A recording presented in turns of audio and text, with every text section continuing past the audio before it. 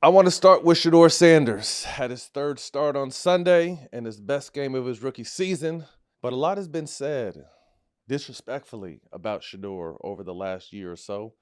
Let's take a look back on this timeline. Shedeur was a four-star quarterback out of high school in 2021, flipped his commitment from FAU to go play with his dad at Jackson State, won Offensive Player of the Year and HBCU Player of the Year, back-to-back swag championships at Jackson State University, and then him and Pops decided to take their talents to Colorado in 2023. When they went there, the team was 1-11, 1-11 the season before they got there. Let's just keep that in mind. Shedeur threw 27 touchdowns and 3 picks in his first season at Colorado, but they still finished with a 4-8 record. Was able to, really jump into the portal the following year and get some recruits and really kind of start having players that Deion was looking forward to having. Over that time, the media, after that first season being 4-8, considering they were 1-11, but they still wanted to talk a lot of shit about 4-8. They were frauds.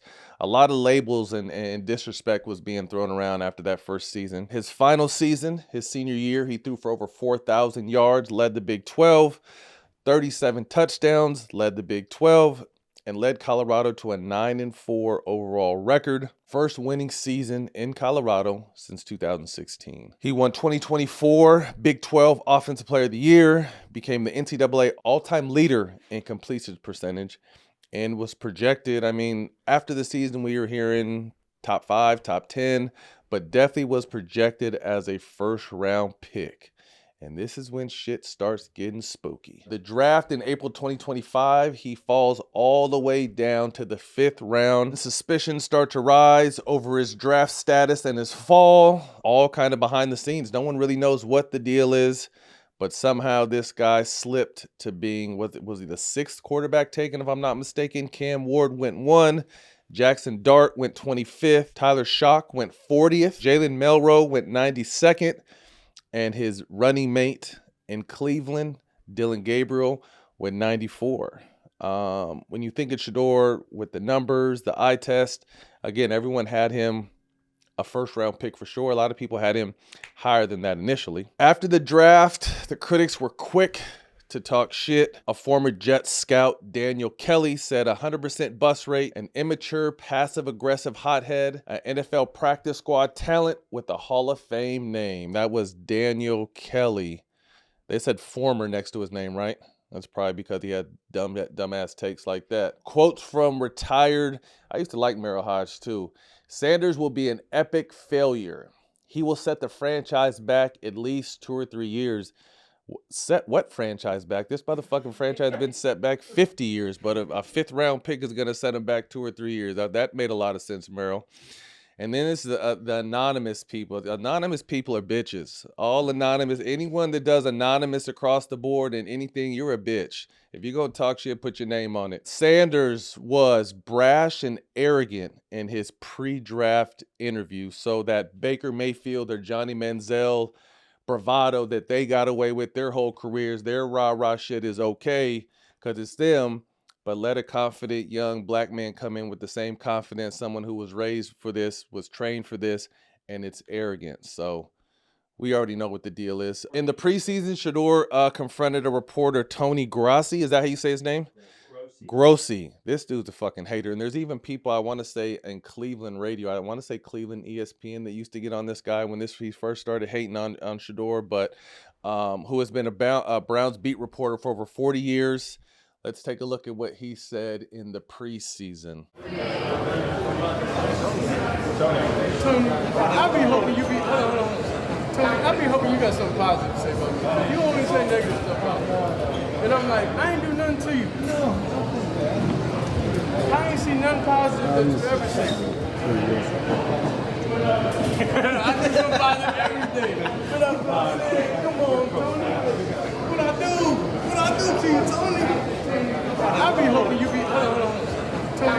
you got something positive to say about me. You only say negative stuff about me. And I'm like, I ain't do nothing to you. No. I ain't seen nothing positive that you ever said. I think I'm positive every day. What I'm saying? Come on, Tony. What I do to you, Tony? So even with that, although he did nothing but talk shit, that's still a respectful, almost playful energy towards him. When if he would have caught a different kind of person, it might have been a little more extra. And then after his first start with the Raiders, reporters tried to bait him. Let's take a look at what they asked right here. Those 4th and 1, those 2 4th and 1s that didn't work. And did you like Kevin having the aggressiveness there, even backed up in your territory? I mean, first, that's a rude question to ask. If I think, it was a great call by my coach, Do you like the aggression? Not do you like the call, do you like I like being out there playing. so whatever that comes with, it comes with, we not gonna be here and ever point finger at no coach or do anything like that. That's extremely disrespectful, and that's not even in my place. So I'm thankful for being out there, honestly, and I'm thankful that he trusts us as an offense to be able to go out there and be able to execute. Did we execute? No, we didn't. But, I'm just thankful that we have that trust. After the Titan game, Tony's back, asking him more dumbass questions, trying to get him to say something. If I'm out there any play, I would wish I would always have the ball in my hand, but that's not what football is. Sometimes you got to run the ball. Sometimes you got to kick a field goal. Everything. That's the game. That's the most important thing is the ball. So in any situation, of course you would want to, but I know we practiced something and we executed it in practice, and we just didn't seem to this day. So I would never go against, kind of like what the call was or anything. Did it work in practice? No, we just called it in the game and it didn't work in practice. I don't think you call plays in a game that didn't work in practice. What I love about Shedeur is win or loss. It's, there's a smile on his face. There's an appreciation of the opportunity. There's a thankfulness, and he's never throwing his teammates under the bus. He's never throwing his coach under the bus, even though his coach needs to be thrown off the fucking bus. But he continues just to do things the right way, and I think that's what really bothers people. When you can lose and answer with a smile and answer with grace and answer with arrogance still, for some reason, that throws people the wrong way. There's been 42 players to start at the quarterback position. Only 3 in those seasons in the 25-year history did the same quarterback start the next season. That's Tim Couch and Baker Mayfield in 19 and 20. Shedeur recently revealed was the most searched player because people love or hate him, they're going to look at him. Now we're here with Max, and now we're here with Shedeur. I jumped around a little bit because it just bothers me with just the hate. Obviously, last game set the Browns rookie record for passing yards in the game. Most passing yards by a rookie this season. In his 3 starts, he has 722 yards, 5 touchdowns, 2 picks, and a 58% completions percentage. Max, when you hear me go through this line and kind of poke fun at the people who are being disrespectful, and now that he's and again, the record doesn't show it. He's only 1-2, unfortunately, but there's been some really weird coaching decisions that we'll obviously get into. But when you kind of look back over this situation, Max, how do you feel that Shedeur himself has handled everything from the jump? Well, always, the Sanders family, they're always going to be professionals. They're going to be above everything, all that other shit, all that turmoil and all that other shit, and this conspiracy shit that they put on this kid. And and we got to understand, right, that we understand that the Sanders, the family, they're strong-minded people. Mm-hmm. So, he have to be able to endure and go through all that bullshit that he got to listen to, and being like going into the 5th round, and just like, the reporter just saying fucked up head shit. Mm-hmm. You don't even really know the kid, so you just throwing out all these. But the family is a blessed family, and that's what we know, right? So when you talk about the Sanders thing, man, that's my guy, Deion, man. I know, and I was sitting there with a friend watching the game the other day, and she was like, you know what? One thing Deion's done with them boys, he's did a great. All his kids, really, all of his kids, all of them, the girls too. He's did a great job of building them up, and they know who the fuck they are, man. And that's what I like about them, man. You can't get them off their path, and you can say all the fuck shit you want to say about, even with the young kid that's not playing. that should be playing in the NFL too. The cornerback, the safety, whatever Mm-hmm. he is. Yeah, Mm-hmm. yeah, he should be playing in the NFL too.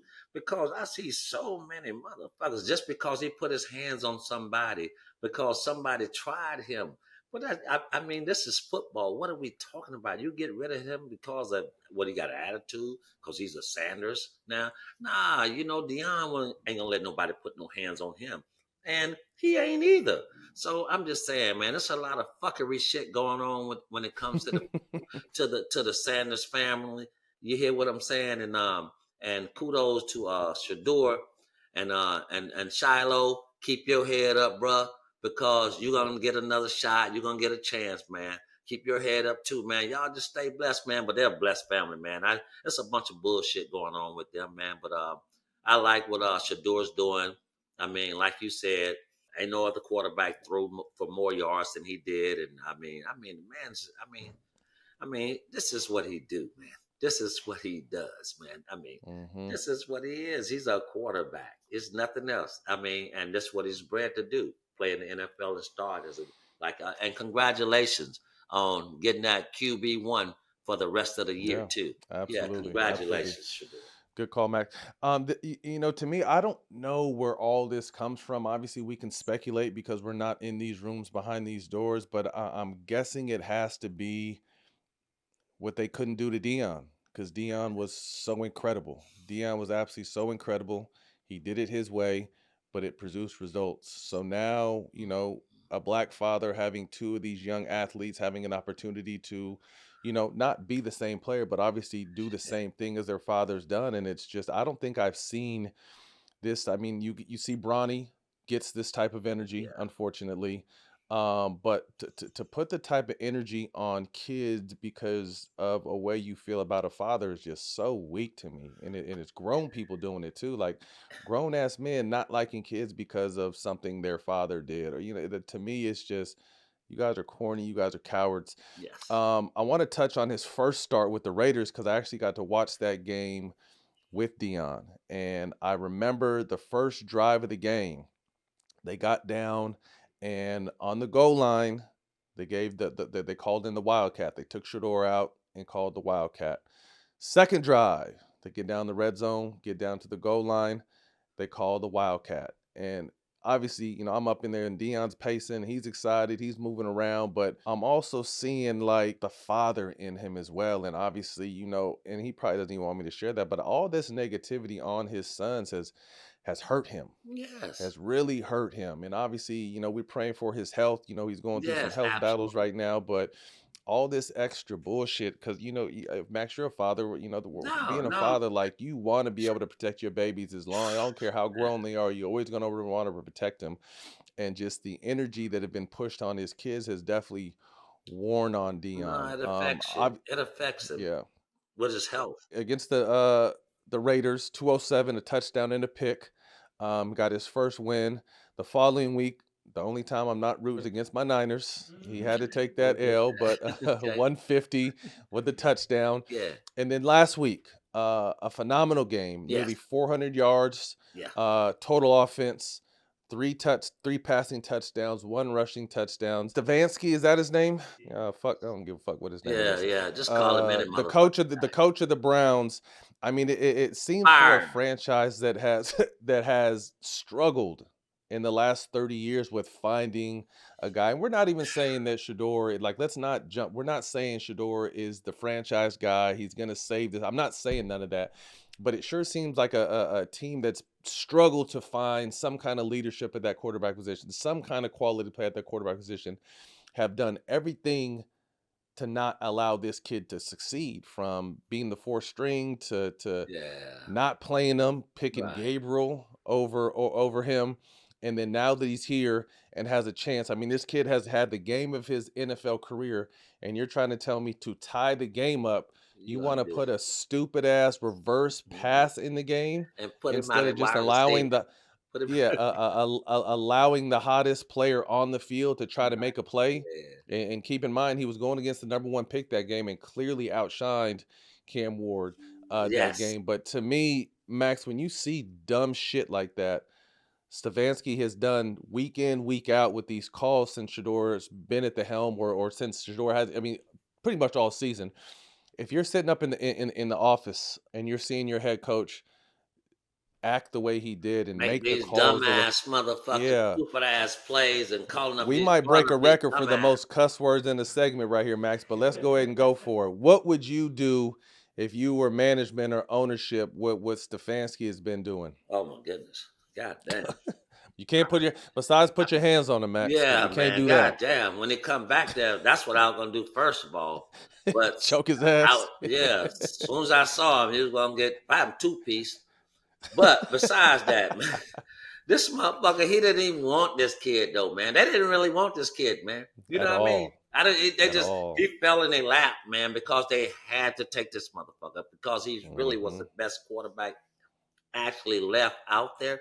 So they had to take this motherfucker. So when they took him, so he really didn't want him. Like they always talk about him right now. You know, they setting him up for failure. That's what they doing. You know, that's all Trying this too is hard. for next year. The setup for failure. Mhm. Oh, we didn't win but these many games with him. But motherfucker, what did you do when he was in position Right. to win games? How did you help? Yeah, How did you help him win the game? See, it's all about Right. yeah, and that's what they're not doing, man. They setting him up for failure, man. But and like you Mhm. said, and like we keep saying, it's not even about his kids. It's about Deion Sanders, man. And Right. this is crazy. I mean, one of the first guys to go play on two sides of the ball and was effective on both sides, man. So I don't understand what Deion did to the NFL, that goddamn shield, to make them want to hate his kids, man. Crazy. I see now, you can hate that man. I mean, but not his kids, man. Come on now. When you Mhm. start like, and you hit me to, and you said something to me, like that hit me to my heart, man. Like, and I got to come back to that because I'm thinking about it now. Because motherfuckers fuck with my son, you know, when Mhm. he was in school, when he was at university and shit. You know what I mean? Mhm. And I mean, man, man, I'm telling you, Max is about to go to goddamn prison. So I mean, but Believe I'm it. telling you, man, these motherfuckers will really, really demean your kids and fuck with your kids' mental, man. But before we get out of here, I want to say two things. One, to Shedeur and the Sanders family, keep Absolutely, taking the high road, because absolutely, you're killing them with your yeah, professionalism. absolutely, Your game is speaking, your game is talking.